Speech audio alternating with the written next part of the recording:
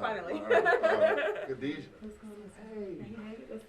Oh, Khadijah, please, we need to get you a seat. And I want you to sit here, take this. You just get in on the perimeter. How you doing? I'm his cousin. I'm Karon's cousin. Okay, that's fine. Nice Please to meet just you. have a seat here. Because we're going to have you sit. We don't have boom holes or. No, I'm going to get another seat. I want you to sit here now, Mr. Brown. Have a seat next to him. We've got two over here. I need two chairs. We have chairs over here. We can find one. We don't know. Okay, you sure? Okay, that's fine. All right. I think we got it. The activists, the organizers, pardon me, can stand. Yeah. All right. All right. So I guess the policy here will be that we'll keep our mask on until the person who's speaking speaks, and that's just going to be me first. And then when we're just speaking, and everybody else will try to observe the policy so we can be safe. Absolutely. All right.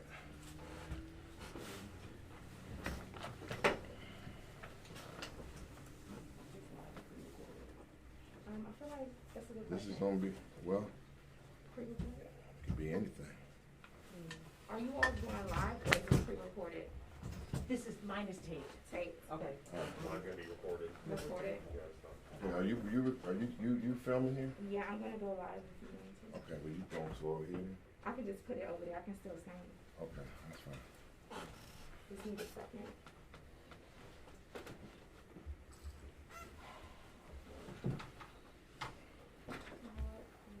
You got a little more in here earlier.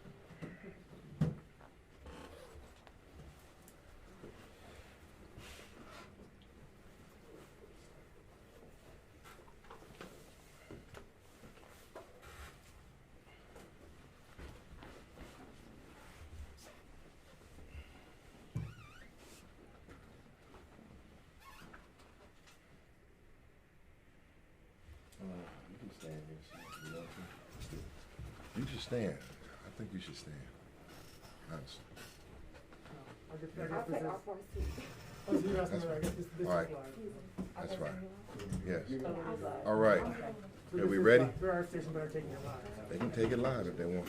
It'll be fine.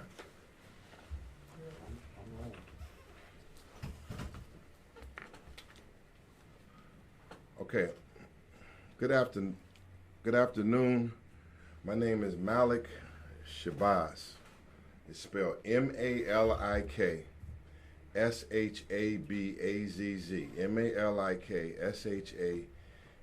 M-A-L-I-K-S-H-A-B-A-Z-Z. I am an attorney, and I am here to help the father and the family of Karon Hylton Brown. That is the purpose here. I have his father, Mr. Charles Brown, here. I have his aunts, family members, and I have organizers who have been out on the streets nightly helping to pursue justice in this case. Okay? And so, again, I'm here as a police abuse attorney, an attorney that fights police cases across this country in at least 12 federal jurisdictions. And I am here to say that Mr. Brown has an attorney. That Karon Hylton's father, that I am his attorney, and I am here to investigate and to help pursue justice on behalf of him and the family for certainly the unnecessary death of Karon Hylton Brown. His death is completely unnecessary, and it should not have happened. And it has happened because the Metropolitan Police Department and the District of Columbia does not follow its own policies. Karon is dead today because the Metropolitan Police Department and the District of Columbia and the police chief do not train or supervise their officers properly, and they violate their own policy, and therefore Karon Hylton is dead. And that's why these organizers are in the streets, and that's why they're fighting, and that's why his dad is upset, and family is upset, and that's why I'm here to help them. And you'll hear from them in just a few moments. Okay, so what policy, what procedure? It is the pursuit procedures of the Metropolitan Police Department. It is the hot pursuits, or what they call hot pursuits, police chases inside of the district, and they can be very, very dangerous, as we see. These chases are dangerous, and therefore the District of Columbia, long ago, over 17 years ago, laid the base for its current policies. And the policy is that you are not to chase suspects or potential suspects unless you have reasonable suspicion or probable cause that a felony has been committed. Now, Karon here was not caught with any drugs on him. He was not caught with a weapon on him. He had nothing illegal on him. And we are, as we've been told, he has been stopped for a violation for a helmet violation, which is a mere traffic citation.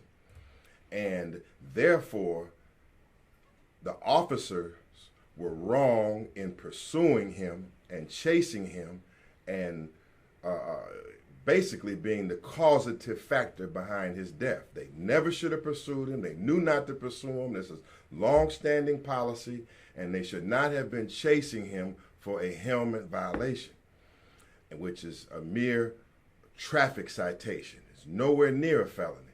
This policy here and the policy of the Metropolitan Police Department says that you have to have what they call probable cause, and they say reasonable cause that a felony has been committed before you are to get out here, start chasing, driving fast in these tight neighborhoods and injuring or killing people. It's happened in the past, and it's happened in this case. And I say that it happens in this case because the mayor and the police chief have failed to adequately supervise their officers. We hear a lot of lip service. We hear talk about Black Lives Matter. We hear talk about we're going to hold police accountable. But I can tell you that this case is only representative of the real, true policy of the District of Columbia when it comes to its police officers. It's lip service and politics on one hand, and it's support the police by any means necessary when it gets down to the real legal business of this matter. What am I saying? The attorneys for the District of Columbia, the people that the residents of the District of Columbia have elected as the Attorney General, and those that are supposed to fight for the residents of the district, when parents and representatives of persons who have been killed by District of Columbia police officers, when they try to seek justice on behalf of the deceased, or when persons in the district, citizens who are alive, who pay taxes, who vote, when they are accosted or abused or have their constitutional rights violated by the police department, when they encounter this district government, they don't encounter a attorney general and a mayor's office that says we are going to support and be fair with the victim. The policy of this city and these attorneys and in this city is they beat the hell out of the plaintiff. The person that is the victim or who has died or who is the victim of the crime, the District of Columbia fights with all of its might to dismiss or destroy their case, no matter how obvious the violation is. And that's the real problem here. It's political talk on one hand, but when it comes to actually enforcing this, and make sure Officer Sutton is not out there really doing what he's not supposed to do, the training is lax. the supervision is lax. It's lip service, but on the other hand, it's get the victim. Go right ahead, ma'am. No, I'm good. Okay, and so that's my opening statement. I want to thank. First of all, let me just clarify again. So again, I'm here on behalf of the father and the family, and I'm opening up a legal investigation in this case. Black Lawyers for Justice, which is represented from this office, we are here to help and assist the family here. And we're going to pursue an investigation and maybe litigation down the line.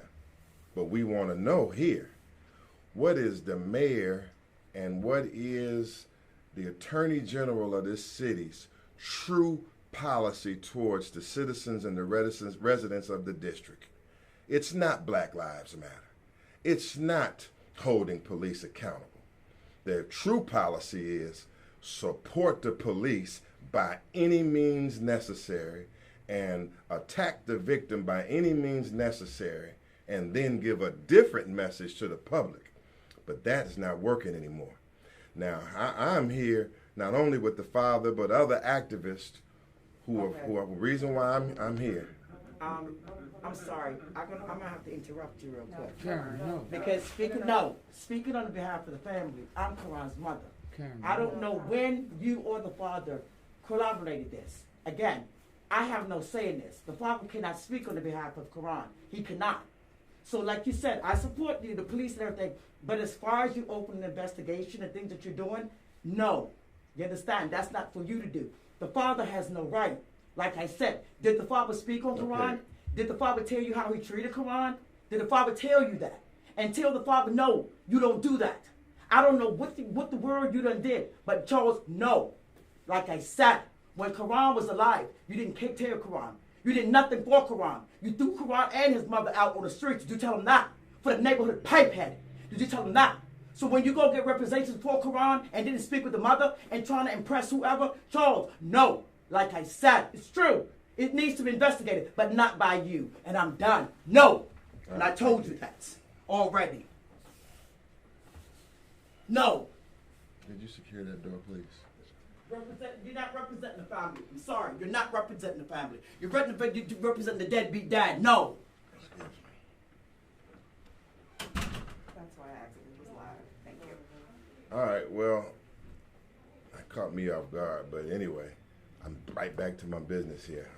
It happens all the time when you're dealing with deaths and victims and families that haven't been together for a while, and it happens all the time. It's just shouldn't be happening in here, but anyway, back to what I'm saying. I'm right back to what I'm saying. So what I'm saying is that, again, the policy of the District of Columbia in terms of the pursuits is not being followed. They are pursuing in high-speed chases, such in this case as Karon Hylton, and they weren't supposed to be pursuing him, and that's why he's dead today. The District of Columbia does not enforce his policies. That's why he's dead today. The district has a duplicitous message and is not truly supporting the police reforms as they claim. Okay, and so with that being stated, I'm gonna let his dad speak, and there are other activists that I want to recognize that are out here in the streets, and they're working on behalf of this cause, and that's the National Black United Front.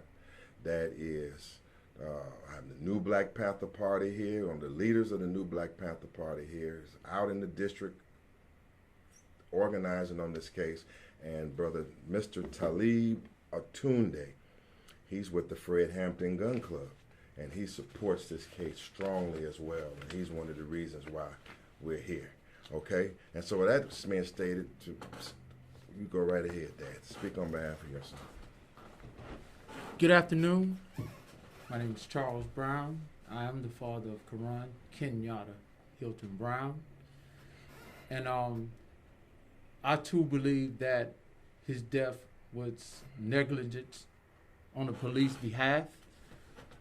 simply because of the no chase policy. I also feel as though Officer Terrence Sutton is the main reason my son is where he is right now, because he opted to disobey their own policies. So I'm looking. I'm. My message is actually to the police department. I am a taxpaying citizen of Washington, D.C. Take your mask down. Go ahead. I'll put mine on. I am a taxpaying citizen of Washington, D.C. So I pay their salary, okay? I pay the police department salary. And I don't pay them to disobey the policies set forth for them to govern our city with. I don't pay them for that.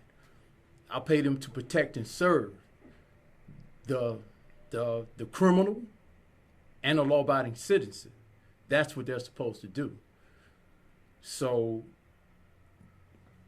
my message is to that officer that's supposed to be a good officer, knowing that there's an officer like Terrence Sutton in their midst. I feel as though that they should pull him up. They should check him themselves and say, hey, man, you giving us a bad look. Because now, you know, as far as I'm concerned, as far as police, I have no love for them. None. None. Because they're all at fault. Because they allowed him to do that. There were 3 other officers in that car with him. One of them should have said, hey, bro, hey, look, let's stop the chase. But neither one of them did. Neither one of them did. So not only Terrence Sutton, but those other 3 in that car as well. Someone should have said stop. And that's how I feel. That's all right. We'll take your questions, and then others that are working in the community will have their chance to speak. Or take any questions that you have at this time. I have a couple, but first, can we open that door? It's still a pandemic. Can we get some Go right ahead. questions? Yeah, absolutely. I appreciate that. Well, I do have one. I have several questions, but when is the last time that you all have heard from MPD, if at all? Tuesday night when we were outside, The Wednesday when we Wednesday got night when we were outside. when we got the actual police Yeah. report and we saw that was the last. I don't know what that date was, but that was the last time. Yeah. And then have they given you any information since that press release that they had on the 29th? Or that news conference that they had on the 29th? No. No updated information on the case? Okay. Hey, Mr. Shabazz, if I could, you said you were gonna launch an investigation, but no litigation, so there's no lawsuit being filed at this Not time? today. I do not come to announce a lawsuit today. I come to say that the investigation is being pursued at this time. And I can't say that litigation would not be far off, but not at this time. You know, what we really want to try to do here is really test how serious the city is about bringing about a resolution to these kind of situations and cases. That's what we want to do here.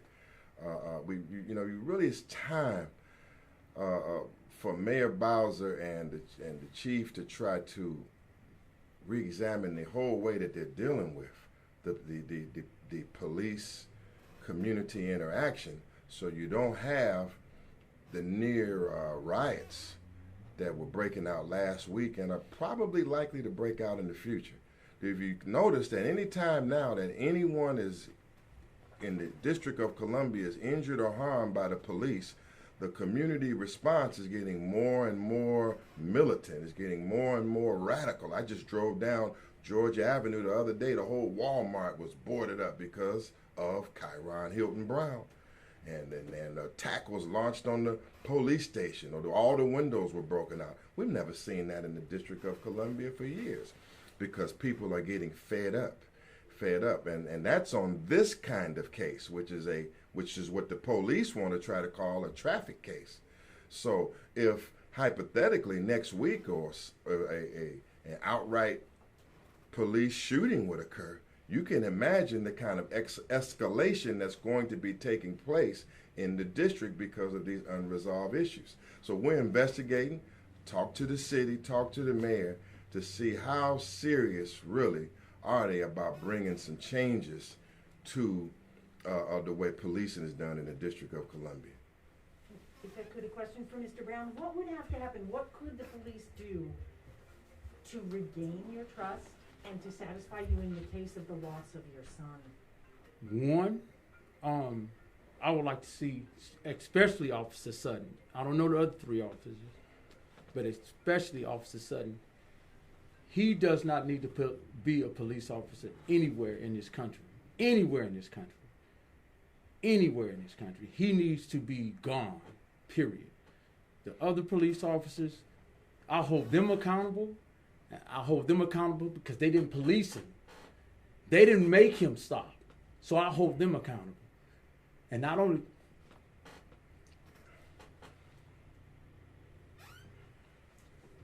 Is Sutton being supervised? That's the question. Is he being supervised? I've been out last week on the street where the incident happened. He has a terrible reputation in that area. The residents say that he violates constitutional rights of the people on that street all the time, that he uses any pretense to try to stop and frisk or racially profile the people that he's dealing with on Kennedy Street, that he is acting as if he's above the law. And the question would be, well, is he being supervised, and what's really going on here? I believe that, Sutton has also... Oh, you take your mask off. Karon has an older brother, and Sutton has hit him several times in chases, unlawful chases. So it's something that he does where he attacks the young men in the community for whatever reasons. If you watch the video footage as edited as it is, you see the cops pat his pockets. That's something that they do on a regular basis when they're out there trying to take money from them or whatever it is that they're doing from them. So this is something that Sutton continues to do. He has harassed my brothers, and then now my sister's children. It's not just Karon. He, of course, the life of my nephew is gone now, but he has attacked his older brother. He hit him with a police cruiser off of a bike and broke his leg in 3 places. So this is not the first time. This is where it needs to stop, though. The parents are upset. They want justice for their child, of course. They want to see the police officers held accountable, and they want to see we want to see them reprimanded. And I want to see the mayor say my nephew's name. And I want her to acknowledge the parents and the community. That's what I want to see happen. I don't want a blanket statement. I want you to acknowledge my nephew and say his name. Mm. In the history, in what appears to be a history of run-ins with this officer, has anyone ever filed a formal complaint? Several. It's like the police department, they know what they do. They're all brothers, and they cover for each other. So when his mom they know his mom as well. Sutton has had interference with his mother before, has chastised Karon's mother before. So you have my brothers, 2 of my brothers. You've had Sutton chastise my sister. You've had Sutton hit and harm my older nephew. And now you have Sutton in this case, or in this incident, now is the fault of the death of my nephew. And several other, if you literally go down there on 7th and Kennedy and ask anyone about those names, they know those cops by name. And even in the video, he admitted my nephew into the hospital as John Doe, but in the video, he said, Karon, he's yelling him by first name. So that lets you know that there's a familiarity there. Mm. It has to stop. That's right. And again, I'm sorry, just so I can be clear, the members who've had these things happen to them by this officer, have they filed formal complaints? Yes, yes. Do you know whether they were pursued or have taken action? No. They were probably swept under the rug. They were probably shredded when they left the police department.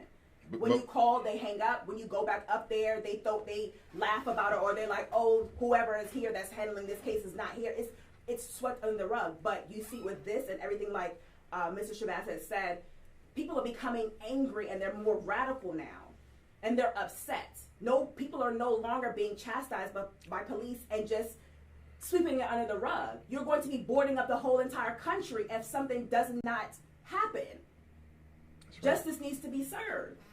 That's right. And picking up on that, that's excellent. Excellent. Picking up on that, our first priority in our investigation is going to be through the Freedom of Information Act, and that all of his personnel and records, and records of complaints and records of internal affairs and disciplinary acts, or at least attempted disciplinary acts.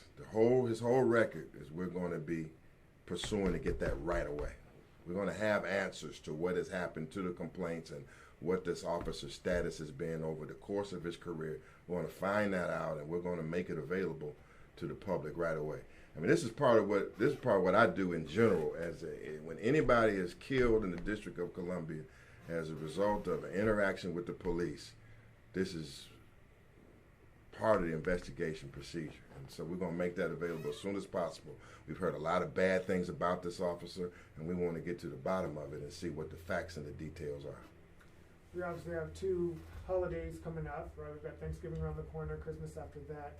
Obviously, this is a tough time for families with the pandemic dealing with that, but also for you, there's extra things that you're going to be thinking about this holiday season. Have you thought about what that looks like without your son? Yes, I have. Again, we're trying to push legislation. Me and the family and some friends came up with some ideas, and the holidays mean absolutely nothing to me, honestly. So what I want to do is continue to work on legislation to try to get policing much better in this country, like we're all trying to say. And I mean, that's just all I can say. I'm tired, and I'm running out of patience. Seriously, I'm running out of patience. So, yes. As we are preparing for the holidays, that is a time when our family comes together. So here we are gathering before the holidays to plan a funeral. So of course this has emotional impact on us as well as the parents. They're without a child. So there is no Christmas preparation for that child. There is no Thanksgiving for that child. He just had a daughter. His daughter's 3 months old. This would be her first Christmas. So all of those things are, of course, being taken away from us as his family and as his support system. But the parents don't have a child to talk to anymore. So beyond the holidays, they don't have a child. That's the point here. And that's a big point, a huge point. Okay, I have some mothers here that are you all going to? I would like to give them at least the community activists who are working the streets, and they can tell you about the temperature on the streets, the vibe on what has happened, and so forth. And they are part of this process these days, the lawyers and the street organizers. So, Mr. Atunde, do you have anything to say?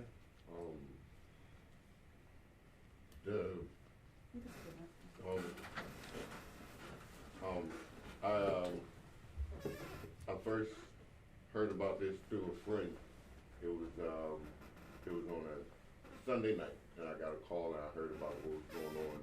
And I talked to a few people from the neighborhood, Karon's best friend and everything like that, and he was talking to me, letting me know what was going on.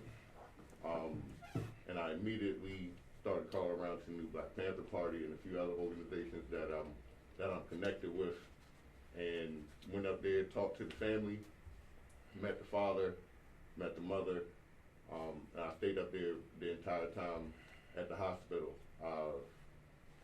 They had their son on life support, and they wanted to, I tried to help them also call Malik so that we can try to at least get him one more day where they can at least see if his vitals return to normal, at least some type of something that's going to show that he has a fighting chance to continue to live. Fortunately, that didn't happen, and I stayed with the father. They wouldn't even let the father and the mother into the room as their son passed away. So unfortunately, the hospital allowed their son to be alone when he passed away instead of letting the father and the mother be in the room. I think that was a disgrace to the family on behalf of the hospital. The DC as a whole has been representing the family very terribly in this situation, from the hospital to the mayor to the police department. All three have shown blatant disrespect to the mother, the father, and the family of Karon Hylton. Immediately, I began to get on social media, gathering as many alliances and people to hit the streets to try to come out there and combat the tyranny of the police in the community. I go to different places. It doesn't matter what city it's in, Kentucky, North Carolina, Louisiana. I'm there on the ground whenever I hear something happening in the community. I also believe that that is important for us as a people to be there, because no matter what city it's in, who it is, any injustice to one person is an injustice to all of us. So I may not have known Karon Hylton personally for myself, but as a father, and I'm a single parent father of a little girl, that struck home for me, because I couldn't imagine being without my child. So he didn't even get a future to be with his daughter and see her grow up to be someone great, because we know that's exactly what she's going to become. So it's very horrific. I'm going to make sure that I stay with the father. I'm going to help him push the legislation on behalf of his son. I believe the legislation is the Karon Hylton law that he's trying to develop and get put together. I'm going to help him try to raise some type of foundation. If the family needs anything, I'm going to be there. I plan on helping the community put up a plaque in the community for all the people in that neighborhood and around DC to represent all of the fallen brothers and sisters at the hand of the police. So I want to make sure I stay involved no matter what. Unfortunately, I would want this to be the last time that you see us in a room or another family like this, but unfortunately, this is what America is. And unfortunately, if they don't get it together, it's going to continue. And like you said, we're going to have to start boarding things up, and you're going to continue to see black men and women like me carrying more firearms. I shouldn't have to wear a bulletproof vest when I walk out the house, but I'm a black man in America, and that's what I have to do every time I step out my door, because I don't feel safe. Not from my own people or regular people, but because I'm scared of the police in the country. So they don't get it together, you're going to start seeing more brothers and sisters arming themselves, patrolling the community to protect each other, and it's going to be civil unrest until they get it together. And sir, I'm sorry, can I get your first and last name and the organization you represent? Talib Atunde is TALIB ATUNDE, and it's the Fred Hampton Gun Club. Okay. Jade. This is Jade. Yes, I'm Jade Harrell Arundel. JADEHARRILARRINDELL. I've been outside organizing, really doing independent black media on social media, talking to community members, talking to some of Karon's friends, covering the protests involved with this incident. And I'm really concerned about the racial implications of what's clear to me, that Karon Hylton was targeted by white police officers from the 4th District within the DC Metropolitan Police Department.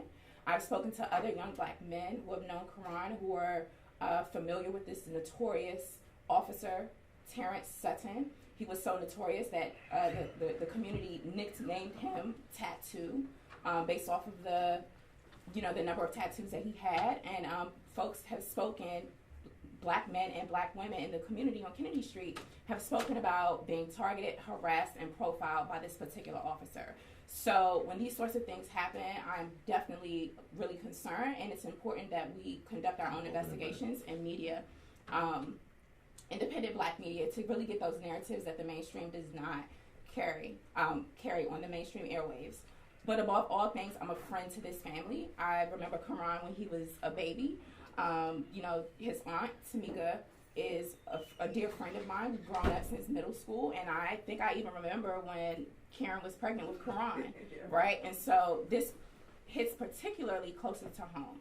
Yes, I am a member and a national officer, national vice chair of administration for the National Black United Front. We are a historic black liberation organization that's been around for over 41 years, and when these sorts of officer-involved incidents and tyranny, genocide against black people take place around our country, we definitely do organize and look at the long-term policy implications of said incidents. And so I am committed to work closely with the family of Karon Hylton Brown to make sure that we get justice for this family and for all families that are targeted by police tyranny and genocide.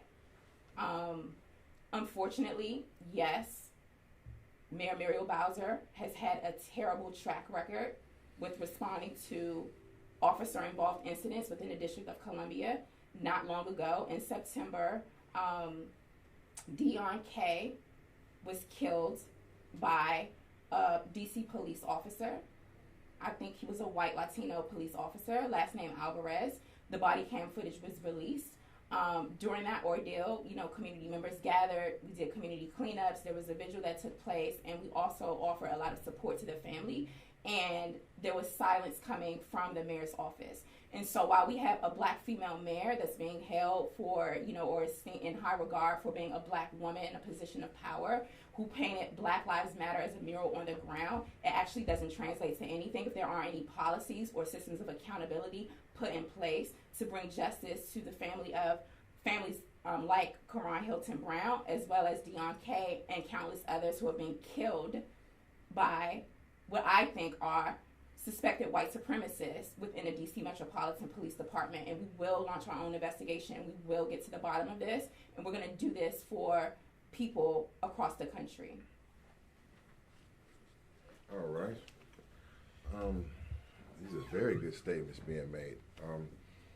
Okay, and lastly, and then we'll close. Again, my website here is blackrightsmatter.org. Website of Black Lawyers for Justice is blackrightsmatter.org, and that's where we're gonna begin updating on this case at blackrightsmatter.org. To speak to you lastly will be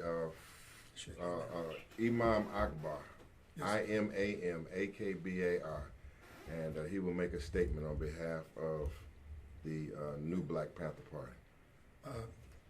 Good afternoon. I am Sheikh Imam Akbar. I am the national spokesman for the new Black Panther Party for self-defense.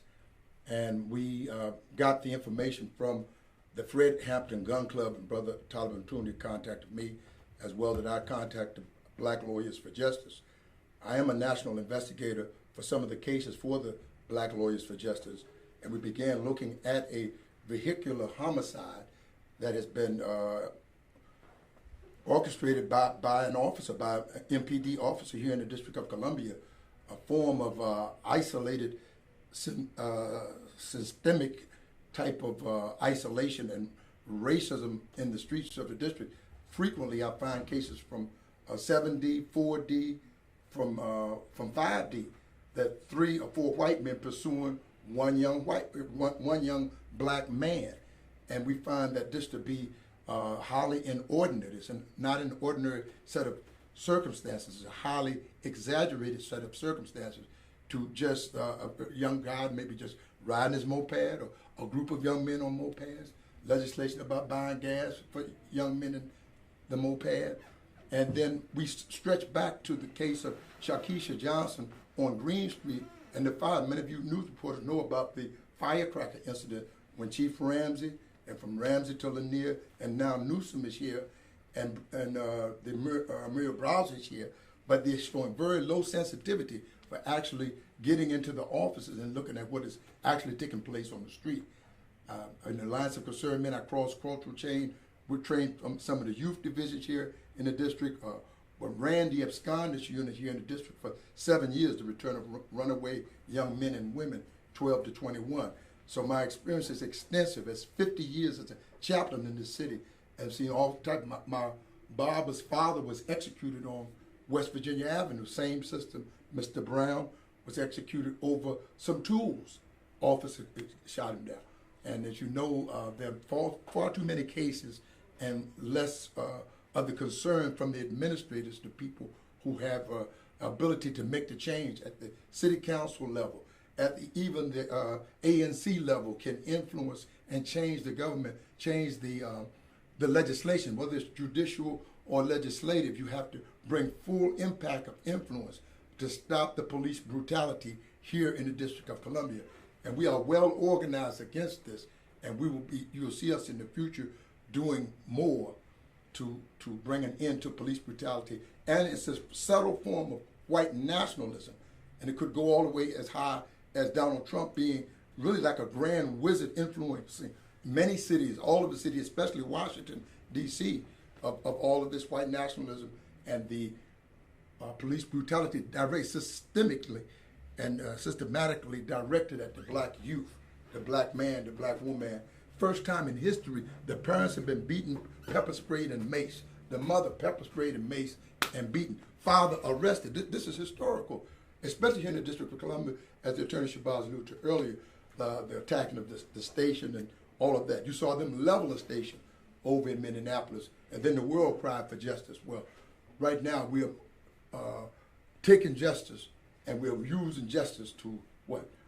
Be in the form of something to aid and assist the ordinary person here in the District of Columbia. So we hope that you will support our efforts, and we send sympathy to the father and to the mother for the loss of his son. Karon Hylton did not deserve that.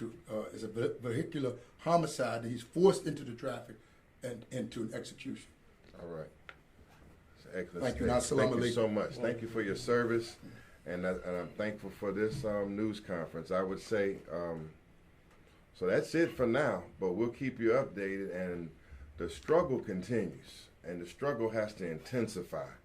And so you'll be hearing much more from this family, and you're going to hear much more from Black Lawyers for Justice in general.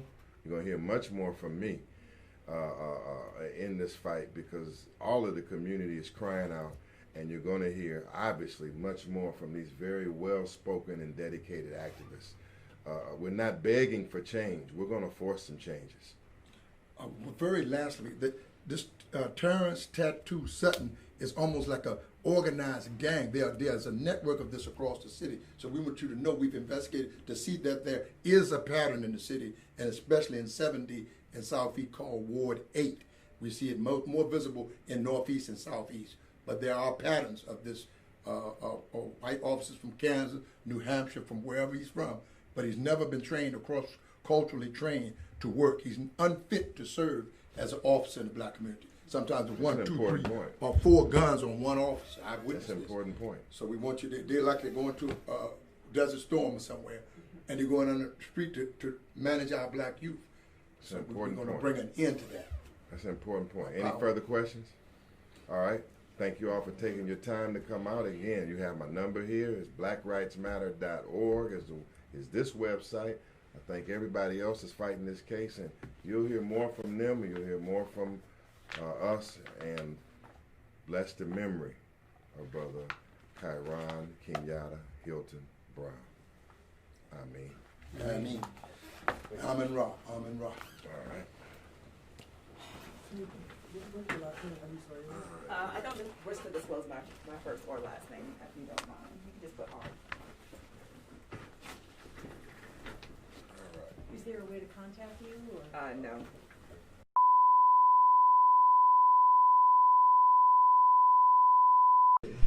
Absolutely. Yeah, cool. Yeah, I know what I'm talking about.